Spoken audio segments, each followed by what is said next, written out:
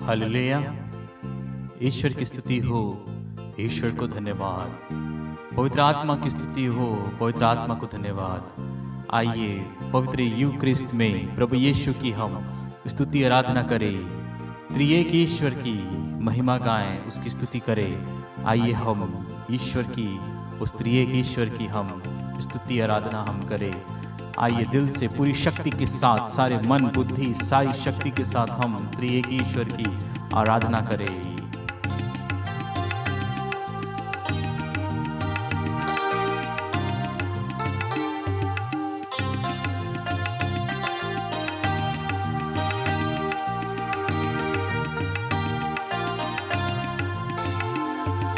पिता तेरी वंदना हो, पिता तेरी वंदना हो, पिता तेरी वंदना हो, पिता तेरी वंदना हो। सारे मन से, सारे प्रेम से पिता तेरी आराधना हो। सारे मन से, सारे प्रेम से पिता तेरी आराधना हो।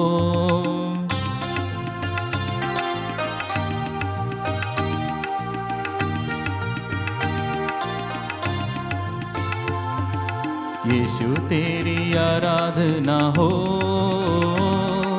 यीशु तेरी आराधना हो, यीशु तेरी आराधना हो, यीशु तेरी आराधना हो। सारे दिल से, सारे बुद्धि से यीशु तेरी वंदना हो। सारे दिल से, सारे बुद्धि से यीशु तेरी वंदना हो।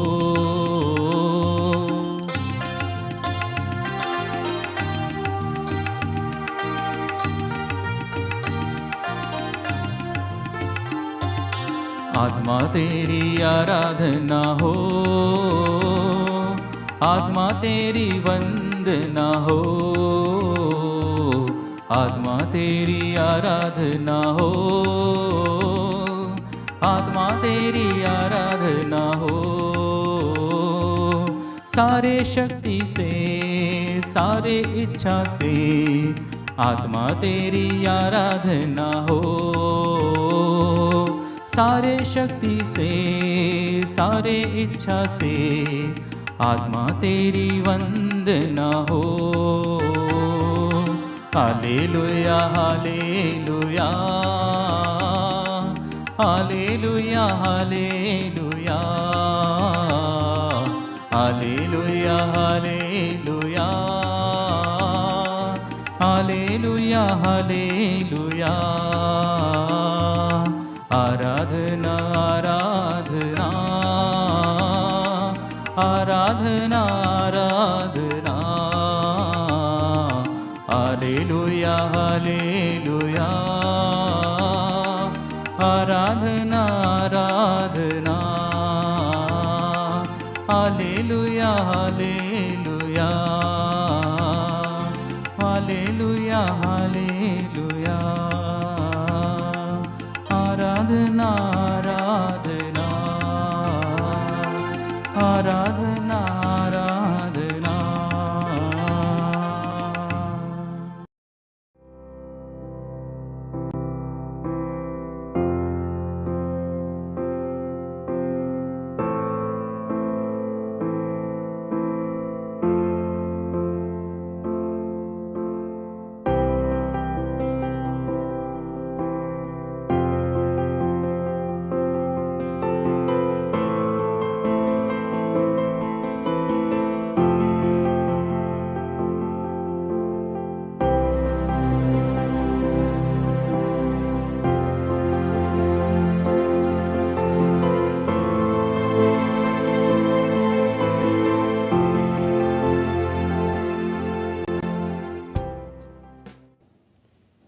पिता, पुत्र और पवित्र आत्मा के नाम पर आमीन। जय यीशु।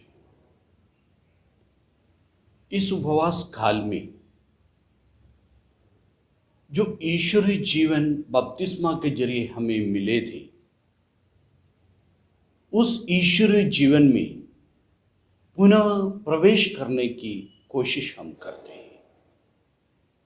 इस संसार में रहते हुए सांसारिकता के कारण जो असली ईश्वरीयता हमसे खो गई है, उस ईश्वरीयता में पुनः प्रवेश करने के लिए हम इस उपवास काल में विशेष कोशिश करते हैं।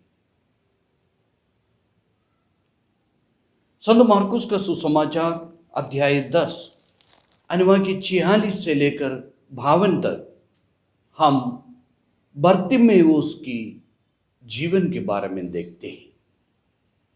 बर्तिमेउस एक अंधा भिखारी जो यरीको के गली में बैठकर भीख मांगकर अपने जीवन आगे बढ़ाते थे। एक दिन भीख मांगते समय ऐसे उन्हें पता चला कि उनके सामने से प्रभु यीशु मसीह गुजर रहे हैं।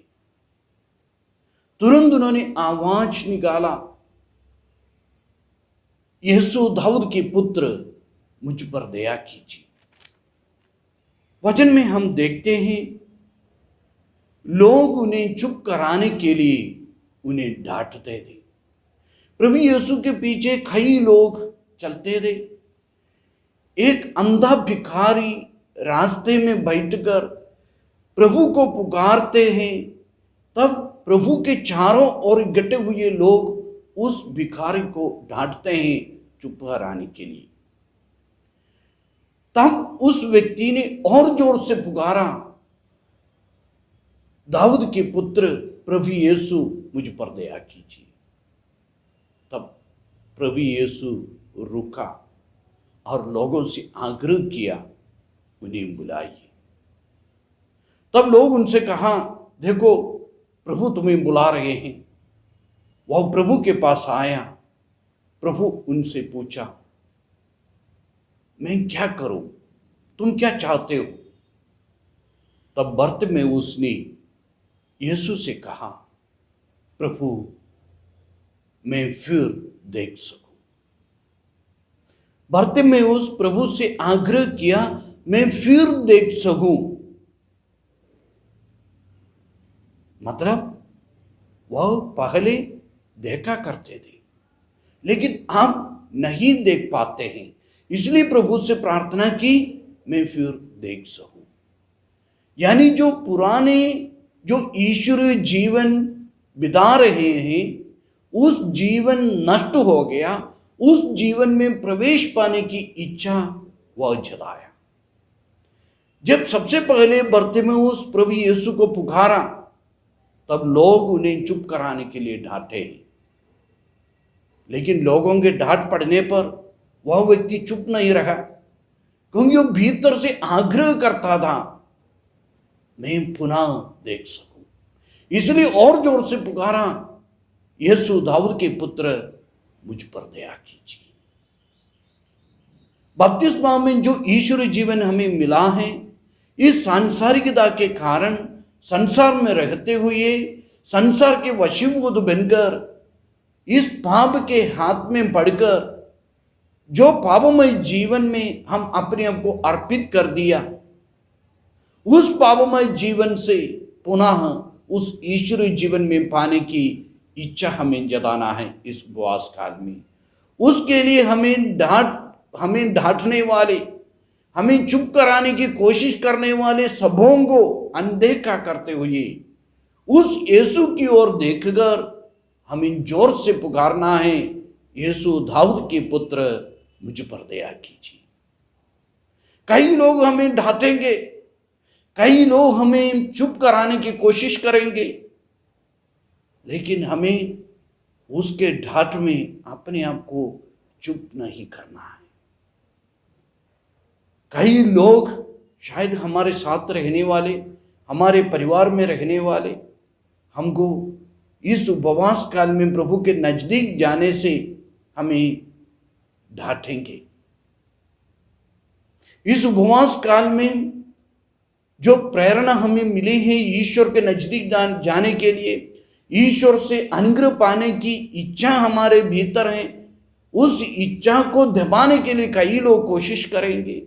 केवल लोग नहीं, हमारे खुद की इच्छाएं, हमारी वासनाएं, इस सांसारिकता के साथ चलने की जो ख्वाहिश, ये सब चीजें हमें चुप कराने की कोशिश करेंगे, हमें रोक देंगे, हमें भीख मारने के लिए हमें प्रेरणा देंगे। लेकिन हमें अधिक इच्छा के साथ और जोर से पुकारना है।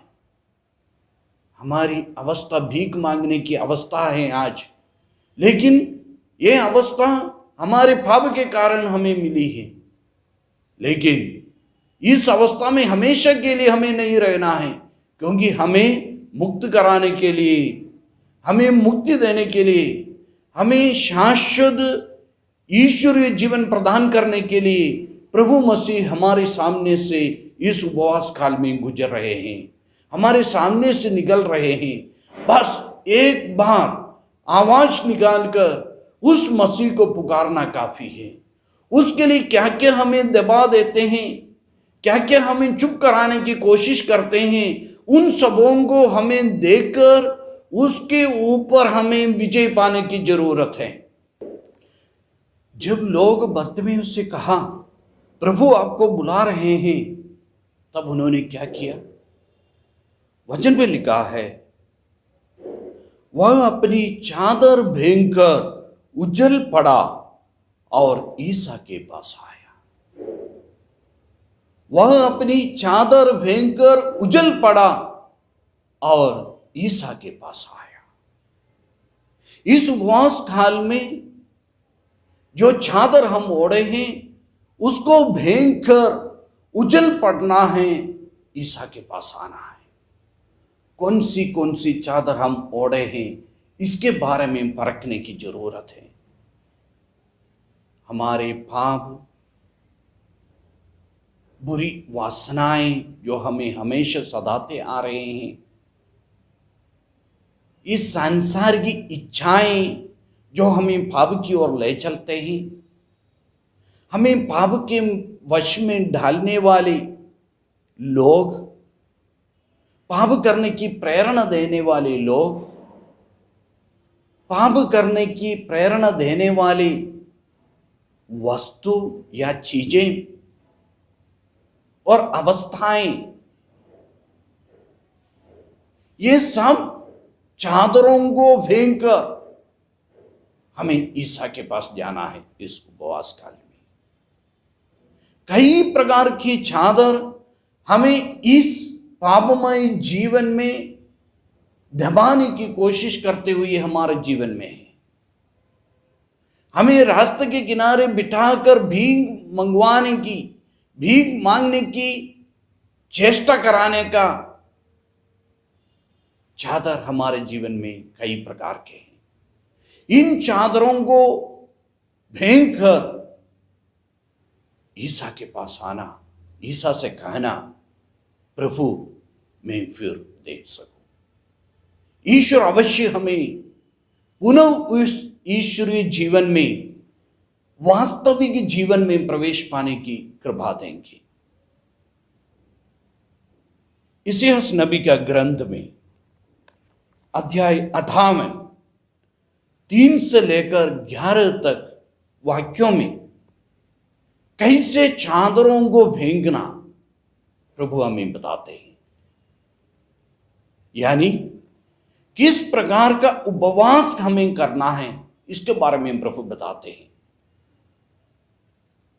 वाक्य 3 में हम देखते हैं, प्रभु से प्रश्न करते हैं, हम उपवास क्यों करते हैं जब तू देखता भी नहीं? हम तपस्या क्यों करते हैं जब तू ध्यान नहीं देता? लोग प्रभु से प्रश्न करते हैं, हम उपवास क्यों करें, तुम हमारा ध्यान नहीं देते? हम तपस्या क्यों करें जब तू हमको नहीं देखता है? प्रभु हमसे बताते हैं, देखो उपवास के दिनों में तुम अपना कारोबार करते और अपने सब मजदूरों से कठोर परिश्रम लेते हो। तुम उपवास के दिनों लड़ाई झगड़ा करते और करारे मुक्के मारते हो। तुम आजकल जो उपवास करते हो उससे स्वर्ग में तुम्हारी सुनवाई नहीं होगी। प्रभु बताते तुम उपवास तो करते हैं लेकिन तुम अपने ही व्यस्तता में जीवन बिताते हो। तुम उपवास के दिनों में कारोबार करते, मजदूरों से कठोर परिश्रम कराते, लड़ाई झगड़ा करते, करारे मुक्के मारते, ये सब तुम करते आ रहे हैं। सच्चे उपवास नहीं करते हैं, चादर को फेंकने की कोशिश नहीं करते हैं, रास्ते के किनारे बैठकर तुम फिर से भीख मांगते हैं। प्रभु बताते हैं मैं इस प्रकार का उपवास, ऐसी तपस्या का दिन चाहता हूं जिसमें मनुष्य सरकंडे की तरह अपना सिर झुकाए और ठाट तथा राख पर लेट जाएं। क्या तुम इससे उपवास और ईश्वर का सुग्रह दिवस मानते हो? मैं जो उपवास चाहता हूं, प्रभु बताते हैं, वह इस प्रकार है, अन्याय की बेड़ियां तोड़ना, जुए के बंधन खोलना, पददलितों को मुक्त करना और हर प्रकार की गुलामी समाप्त करना। यानी ईश्वर की दृष्टि में जो गलत है उन सबों को त्यागना। जो चादर हम ओढ़े हैं उस चादर को फेंकना, ये है प्रभु जो उपवास हमसे चाहते हैं। अपनी रोटी भूखों के साथ खाना, बेघर दरिद्रों को अपने हम ठहराना, जो नंगा है उसे कपड़ा पहनाना और अपने भाई से मुंह नहीं मोड़ना। तब तुम्हारी ज्योति उषा की तरह फूट निकलेगी और तुम्हारा गांव शीघ्र ही भर जाएगा। जब हम इसी प्रकार का उपवास करेंगे, दूसरों को मदद देते हुए अपने जीवन में जो कमजोरियां हैं, पाप हैं, बुराइयां हैं, बुरी वासना है, बुरी चेष्टाएं हैं, उन सभी चादरों को फेंक कर प्रभु के पास आएंगे, तब प्रभु हमें उत्तर देगा। तब हमारी ज्योति उषा की तरफ फूट निकलेगी और हमारा सारे गांव शीघ्र भर जाएंगे। पाप के जरिए जो घाव आ चुके हैं वे सब शीघ्र सूख जाएंगे। तुम्हारी धार्मिकता तुम्हारे आगे आगे चलेगी और ईश्वर की महिमा तुम्हारे पीछे पीछे आती रहेगी। प्रभु बताते हैं, यदि तुम ऐसी उपवास करोगे तब तुम्हारी धार्मिकता तुम्हारे आगे आगे चलेगी और ईश्वर की महिमा तुम्हारे पीछे पीछे आती रहेगी। यदि तुम पुकारोगे तो ईश्वर उत्तर देगा, यदि तुम दुहाई दोगे तो वह कहेगा, देखो मैं प्रस्तुत हूं। बरतिमेउस पुकारा, प्रभु कहा मैं प्रस्तुत हूं। चादर फेंककर उछल पड़ा, उनके पास आया, प्रभु मुझे आशीष दीजिए, मैं फिर देख सकूं। तो सबसे पहले हमें हमारा जो कारोबार अभी करते आ रहे हैं उन सबों को त्यागना। प्रभु जो उपवास हमसे चाहते हैं वही उपवास हमें करना है। भूखों को अपनी रोटी खिलाना, दूसरों पर अभियोग नहीं लगाना, किसी की निंदा नहीं करना, पददलितों को तृप्त करना, यही उपवास प्रभु हमसे चाहते हैं। तभी प्रभु हमें उत्तर देगा, तुम्हारा विश्वास तुम्हें चंगा करेगा, जाओ तुम्हारा विश्वास तुम्हें ठीक करेगा। इसलिए हमें ऐसी परिस्थितियों को त्यागने की जरूरत है। इस उपवास काल में सच्चे उपवास के जरिए ईश्वर के पास हमें आना है, ईश्वर को पुकारना है, तब ईश्वर हमें पुनः वही जीवन जो बपतिस्मा में हम ग्रहण कर चुके हैं वही जीवन में प्रवेश पाने की आशीष देगा, वही जीवन से हमें आलोकित कर देगा। जो चादर हम ओढ़े हैं उस चादर के बदले में प्रभु उस महिमामय चादर से हमें ओढ़ेंगे जो ईश्वरीय महिमा का चादर है, ईश्वरीय कृपा की चादर है, ईश्वरीय जीवन की चादर है। दूसरों को मदद करने का, दूसरों को राह दिखाने का, दूसरों के सामने उन्हें ज्योति दिखाने का जो चादर प्रभु हमें प्रदान करेगा इस उपवास काल में, यदि हम आज इसके लिए तैयार होंगे तभी। समूएल का पहला ग्रंथ अध्याय 7 अनुवाक्य 5 और 6 में हम देखते हैं, मिस्पा में इस्राएलियों को एकत्र करते हुए समूएल ने लोगों से कहा, तुम लोग यहाँ प्रार्थना करो। और समूएल ईश्वर की सन्निधि में इस्राएलियों के लिए प्रार्थना किया। वे मिस्पा में एकत्रित हुए, उन्होंने पानी भरकर प्रभु को अर्घ अर्पित किया। उस दिन उपवास रखा, तथा वहां स्वीकार किया कि हमने प्रभु के विरुद्ध अपराध किया है। मिस्पा में प्रभु की उपस्थिति में एकत्रित होकर जब पुरोहित लोगों के लिए प्रार्थना कर रहे थे, सब लोग प्रभु के लिए बलि चढ़ाते हुए स्वीकार किया, हम आपके विरुद्ध पाप किया है, और विनम्रता के साथ आग्रह किया, पुनः हमें उस महिमामय जीवन में प्रवेश कर दीजिए। दूसरे इतिहास ग्रंथ में अध्याय 20 अनुवाक्य 3 और 4 में हम पढ़ते हैं, यहोशापात एदोम से युद्ध करने के पहले भयभीत होकर प्रार्थना करते हैं। अध्याय 20 अनुवाक्य 3, यहोशापात यह सुनकर भयभीत हो गया, उसने प्रभु का परामर्श लेने का निश्चय किया और यहूदा भर में उपवास की घोषणा की। ईश्वर से परामर्श करने का निर्णय लिया और उपवास घोषित किया। तब यहूदावासी प्रभु की सहायता मांगने एकत्रित हुए। यहूदा के सभी नगरों से आकर लोग प्रभु से प्रार्थना करने लगे, प्रभु से परामर्श करने के लिए उपवास घोषित किया, प्रभु से जानने के लिए उपवास घोषित किया। प्रभु क्या चाहते हैं, प्रभु को सुनने के लिए, प्रभु के मन को जानने के लिए उपवास घोषित किया। न्यायकर्ताओं का ग्रंथ, न्यायकर्ताओं का ग्रंथ अध्याय 20 अनुवाक्य 26 और 27 में हम देखते हैं, इसके बाद इस्राएल भर के सारे लोग, सारी सेना बेतेल जाकर विलाप करने लगे। वहां वे प्रभु के सामने बैठे रहे और उस दिन सांझ तक उन्होंने उपवास रखा। उन्होंने प्रभु के सामने होम और शांति बलियां चढ़ाई। इस्राएली प्रभु से परामर्श लेना चाहते थे। जब बेन्यामीन वंशी लोग इस्राएलियों पर आक्रमण किया, तब वे लोग इकट्ठे हो गए, ईश्वर से परामर्श करने लगे, ईश्वर की योजना को समझने लगे, अपने को त्याग दिया, अपने आचरण को त्याग दिया, ईश्वर के योजना को समझने के लिए कोशिश किया, उपवास की घोषणा की, ईश्वर से परामर्श करने लगे। इस उपवास काल में हमें ईश्वर से परामर्श लेना है।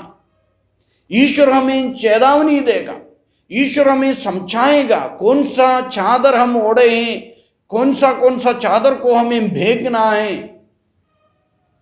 और कैसे प्रभु के पास आना है। प्रभु हमें समझाएगा। मत्ती का सुसमाचार अध्याय 7 अनुवाक्य 21, 22, 23 प्रभु बताते हैं, जो लोग मुझे प्रभु प्रभु कहकर पुकारते हैं, उनमें सबके सब स्वर्गराज में प्रवेश नहीं करेंगे। यानी जितने लोग इस उपवास काल में उपवास करते हैं, सबके सब स्वर्गराज में प्रवेश नहीं करेंगे। जो मुझे प्रभु प्रभु कहकर पुकारते हैं उनमें सबके सब स्वर्ग राज्य में प्रवेश नहीं करेंगे। इसियास नबी ने हमें बताया कौन सा उपवास करना है। केवल सरकंडे की तरह सिर झुकाकर बैठना उपवास नहीं है, केवल टाट ओढ़कर राख में बैठना उपवास नहीं है। ऐसे करने सभी लोग नहीं, सभी लोग स्वर्ग राज्य में प्रवेश नहीं करेंगे, वचन में लिखा है। लेकिन कौन प्रवेश कर पाएगा? जो मेरे स्वर्गीय पिता की इच्छा पूरी करता है वही स्वर्ग राज्य में प्रवेश करेंगे। जो लोग मेरी स्वर्गीय पिता की इच्छा को पूरा करता है वह स्वर्ग राज्य में प्रवेश करेगा। लेकिन मुझे प्रभु प्रभु पुकारने वाले सबके सब प्रवेश नहीं करेंगे। इस उपवास काल में जो उपवास करने वाले सभी प्रवेश नहीं कर पाएंगे, सभी ईश्वरीय जीवन को ग्रहण नहीं कर पाएंगे। लेकिन जो असली उपवास करते हैं, चादरों को फेंककर उजल पड़कर प्रभु के पास दौड़कर प्रभु से जीवन ग्रहण करने वाले ही ईश्वरीय महिमा से आलोकित की जाएगी। सबके सब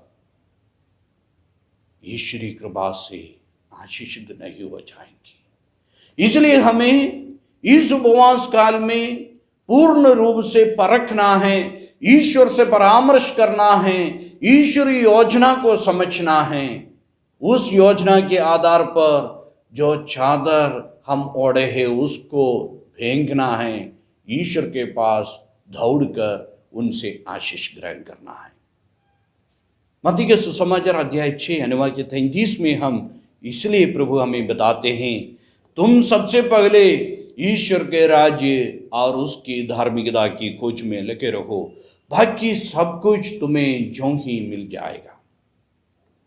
तुम सबसे पहले ईश्वर के राज्य और उसकी धार्मिकता की खोज में लगे रहो और ये सब चीजें तुम्हें यों ही मिल जाएगा। सबसे पहले ईश्वर के राज्य और उसकी धार्मिकता। ईश्वर की धार्मिकता को हमें ढूंढना है। ईश्वर कौन सा उपवास आग्रह करते हैं, ईश्वर कौन सा उपवास चाहते हैं, उस उपवास को हमें करना है।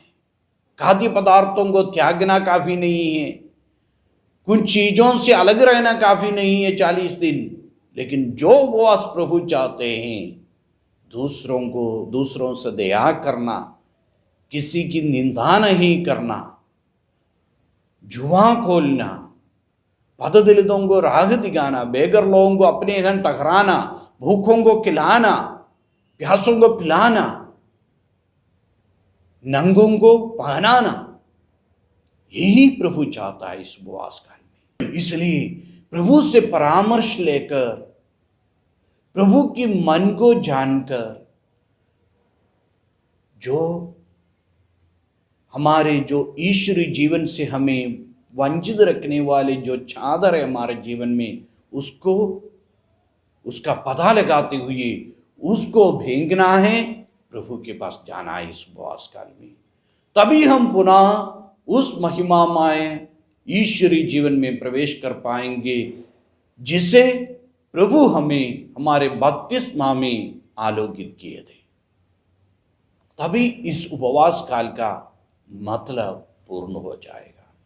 नहीं तो हर साल की तरह इस उपवास काल भी बीत जाएगा। इसियास नबी के मुख से जो वचन हम सुने हैं वो हमेशा हमें याद रखना, परखना हमारे जीवन में। उसके लिए प्रभु हमें आशीष प्रदान करे इन दिनों। पिता, पुत्र और पवित्र आत्मा के नाम पर आमीन।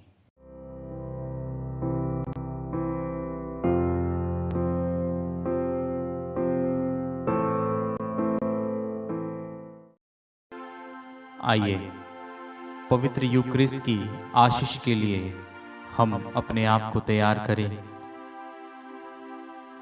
उसकी आशीष के लिए हम साष्टांग प्रणाम करते हुए उस प्रभु को हम दंडवत करें।